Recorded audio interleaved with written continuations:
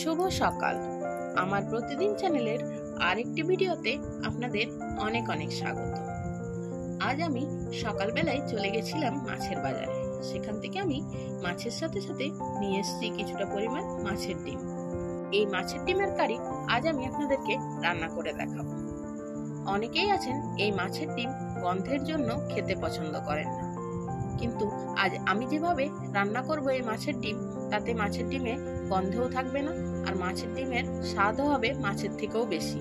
তবে আমি মাছের ডিমের গন্ধ দূর করে রান্না করব, সেটি জানার জন্য আমার ভিডিওটি প্রথম থেকে শেষ পর্যন্ত দেখুন। আর যদি আপনাদের আমার রান্না ভালো লাগে তাহলে আমার চ্যানেলটি অবশ্যই সাবস্ক্রাইব করে নিচে বেল আইকনটি প্রেস করে আমার পাশে থাকবেন। মাছের ডিমের কারি বানানোর জন্য আমি একটি মিক্সির জারে নিয়ে নিয়েছি 6টি কাঁচা লঙ্কা, একটি পেঁয়াজ, কয়েক কুচি আদা আর 7-8 কোয়া মতো রসুন, আর নিয়ে নেব একটি টমেটো। আপনারা যদি ঝাল কম পছন্দ করেন লঙ্কার পরিমাণটা কম দিতে পারেন। এরপর আমি মিক্সির সাহায্যে একটু দরদরে পেস্ট করে নেব। পেস্ট করে নিই, দেখুন এভাবে পেস্ট করে নিতে হবে। এখানে আমি নিয়েছি কিছুটা মতো পুদিনা পাতা, এটিও আমি পেস্ট করে নেব।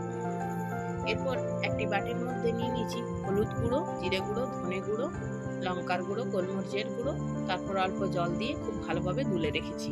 তারপর আমি গ্যাসের ওভেনে একটি কড়াই বসিয়ে অল্প জল গরম করে দিয়ে দেব অর্ধেক লেবুর রস, আর তার সাথে লেবু চিপে দিয়ে দেবো লেবুর খোসাটিও। এরপর এই জল হালকা ফুটে উঠলে আমি দিয়ে দিচ্ছি মাছের ডিমটি। এপিট ওপিট উল্টে হালকা সেদ্ধ করে নেব।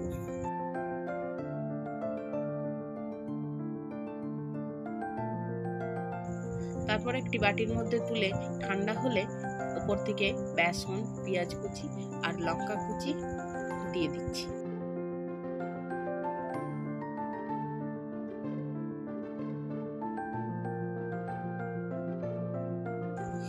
আর দিয়ে দেবো আমি যে অর্ধেক লেবুটা জলের মধ্যে দিয়েছিলাম, সেখান থেকে অর্ধেক লেবু বেঁচে ছিল, এই অর্ধেক লেবুর রস। আর দিয়ে দিচ্ছি কিছুটা পুদিনা পাতা বাটা। এরপর আমি হাতের সাহায্যে খুব ভালোভাবে চটকে চটকে মেখে নেব। মাখা হয়ে গেছে।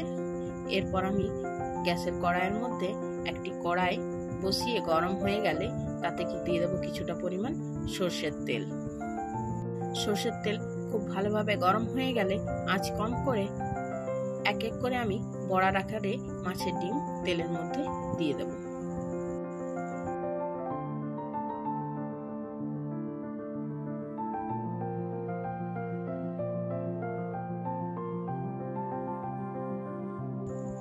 তারপর আমি উল্টে পাল্টে হালকা আছে আস্তে আস্তে লাল লাল করে ভেজে নেব মাছের ডিমের বড়াগুলি। লাল করে ভাজা হয়ে গেলে একটি বাটির মধ্যে তুলে নেব বড়াগুলি।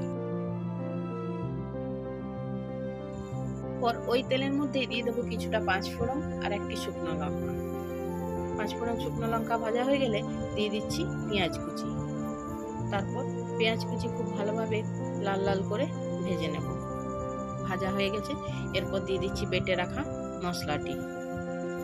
মশলা দেওয়ার পর খুব ভালোভাবে খুন্তির সাহায্যে নাড়িয়ে নাড়িয়ে 5 মিনিট মতো কষিয়ে নেব।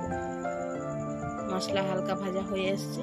যখন এরকম ভাজা হয়ে যাবে তখন আমি দিয়ে দিচ্ছি এবারে গুলে রাখা মশলাগুলি।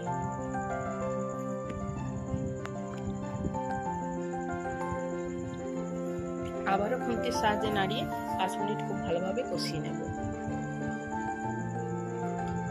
তারপর দিয়ে দেবো উপর থেকে স্বাদ অনুযায়ী লবণ আর চিনি। এরপর 1 মিনিট মতো মশলা আবার কষিয়ে নেব। মশলা থেকে দেখুন তেল ছেড়ে দিয়েছে।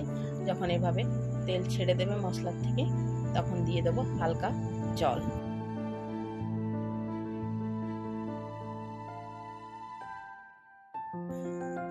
এরপর খুন্তির সাহায্যে মশলা খুব ভালোভাবে মিলিয়ে দিয়ে দেবো জল। তারপর ফুটে ওঠার জন্য অপেক্ষা করব।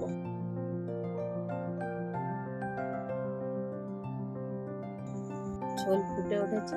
এরপর বড়াগুলি এক এক করে ঝোলের মধ্যে দিয়ে দিচ্ছি। তারপর কিছুক্ষণ খুন্তির সাহায্যে নেড়ে ছেড়ে হালকা আঁচে ফুটতে দিতে হবে, যাতে মাছের ঝোলের যে মশলা সেটি মাছের ডিমের বড়ার মধ্যে খুব ভালোভাবে ঢুকে যায় আর জলটিও মরে যায়।